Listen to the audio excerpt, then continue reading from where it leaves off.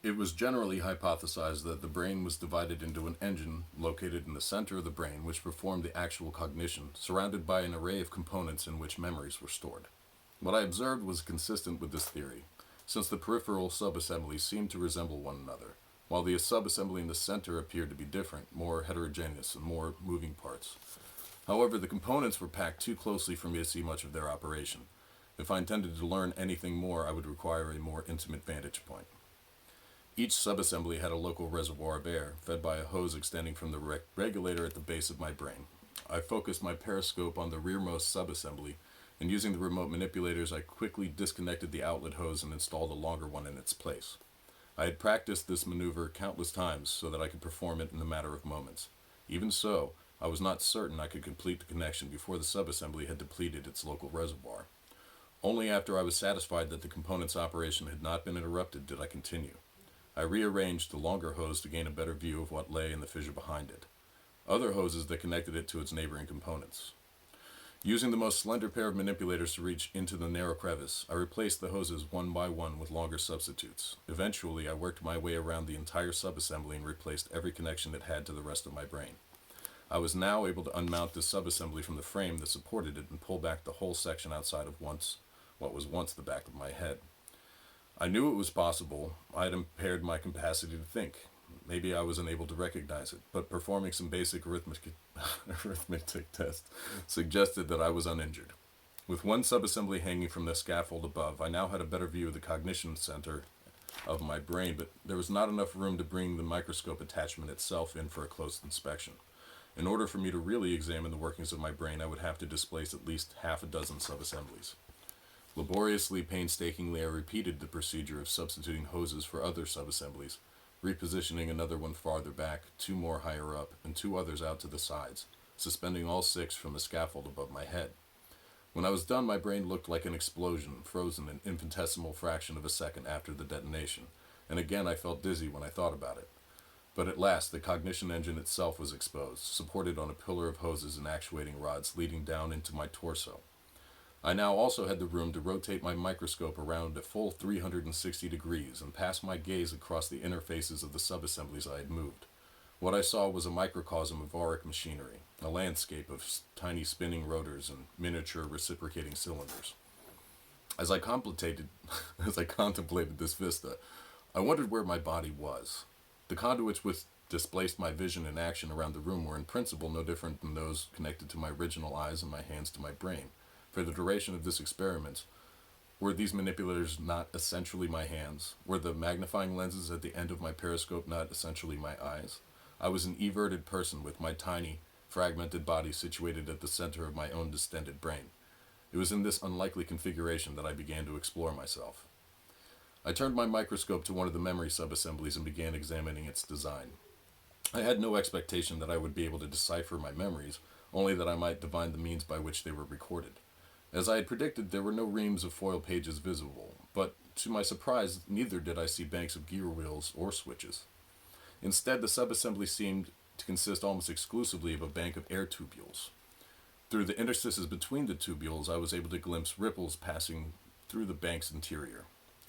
With careful inspection and increasing magnification, I discerned that these tubules ramified into tiny air capillaries, which were interwoven with a dense latticework of wires on which gold leaves were hinged. Under the influence of air escaping from the capillaries, the leaves were held in a variety of positions. These were not switches in the conventional sense, for they did not retain their position without the current of air to support them. But I hypothesized that these were the switches I had sought, the medium in which my memories were recorded. The ripples I saw must have been acts of recall, as an arrangement of leaves was read and sent back to the original cognition engine.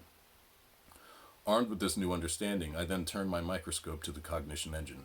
Here, too, I observed a latticework of wires, but they did not bear leaves suspended in position. Instead, the leaves flipped back and forth almost too rapidly to see. Indeed, almost the entire engine appeared to be in motion, consisting more of a lattice than of air capillaries, and I wondered how air could reach all the gold leaves in a coherent manner.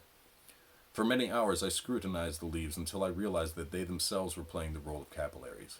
The leaves formed temporary conduits and valves that existed just long enough to redirect air at the other leaves in turn, and then disappeared as a result. This was an engine undergoing continuous transformation, indeed modifying itself as part of its operation. The lattice was not so much a machine as it was a page on which the machine was written, and on which the machine itself ceaselessly wrote. My consciousness could be said to be encoded in the position of these tiny leaves, but it would be more accurate to say that it was encoded in the ever-shifting pattern of air driving these leaves. Watching the oscillation of these flakes of gold, I saw that air does not, as we have always assumed, simply provide power to the engine that realizes our thoughts. Air is in fact the very medium of our thoughts. All that we are is a pattern of airflow. My memories were inscribed not as grooves on foil or even the position of switches, but as a persistent current of argon. In the moments after I grasped the nature of this lattice mechanism, a cascade of insights penetrated my consciousness in rapid succession. The first and most trivial was understanding why gold, the most malleable and ductile of metals, was the only material out of which our brains could be made. Only the thinnest of foil leaves could move rapidly enough for such a mechanism, and only the most delicate of filaments could act as hinges for them.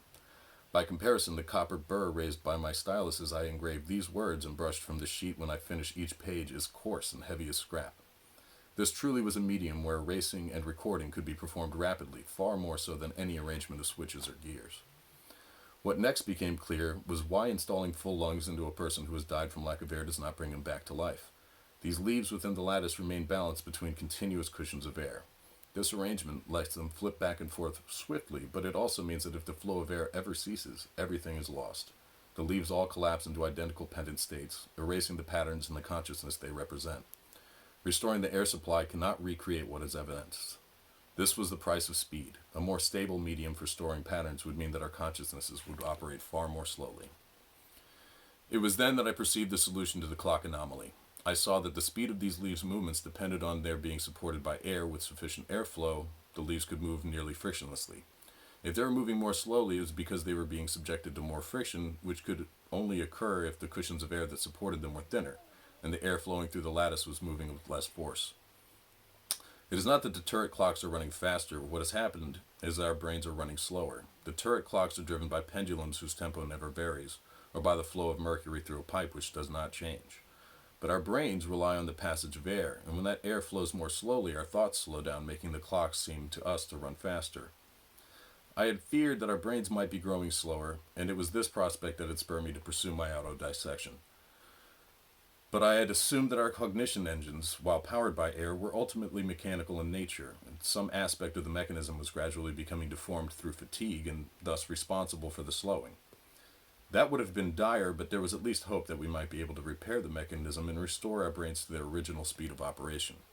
But if our thoughts were purely patterns of air rather than the movement of toothed gears, the problem was much more serious, for what could cause the air flowing through every person's brain to move less rapidly?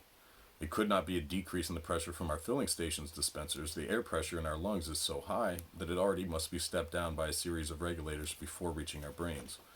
The diminution in force, I saw, must arise from the opposite direction.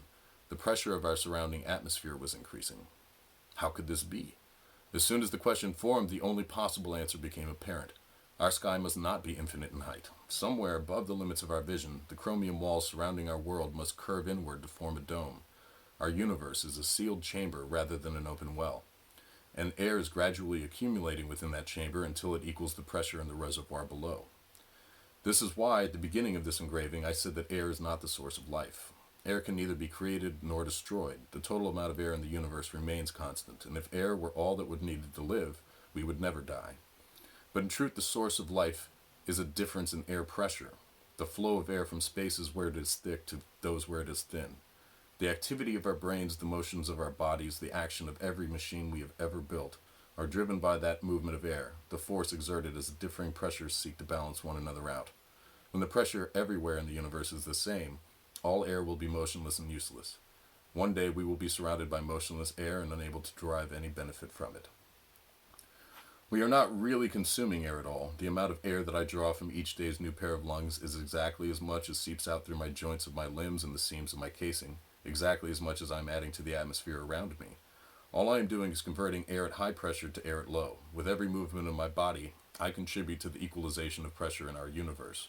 With every thought I have, I hasten the arrival of that fatal equilibrium.